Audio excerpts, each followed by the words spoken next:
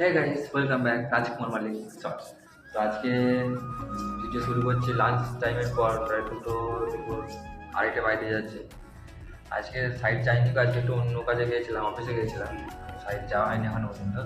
চলো সাইড যাই, এরপরে সাইডে কাজ একটু আছে। ফোন করেছিল আমাকে ইঞ্জিনিয়ার সাইড থেকে, একটু কাজ আছে সাইডে। তো লাঞ্চ টাঞ্চ করবো, আড়াইটা বেজে গেছে, 3টার সময় করে সাইড যাবো। সাইডে গিয়ে চলো দেখাচ্ছি কী হচ্ছে না হচ্ছে। বন্ধুরা, সাইড বেরিয়ে পড়েছি। রোদের টেম্পার একবারে বাঁধিয়ে রাখার মতন রোদের টেম্পার। দাদাবার এখন স্টাইল মেরে মালগুলো নিয়ে সাজাচ্ছে, দেখছি এখন ফটাফট করে সাজিয়ে দিচ্ছে।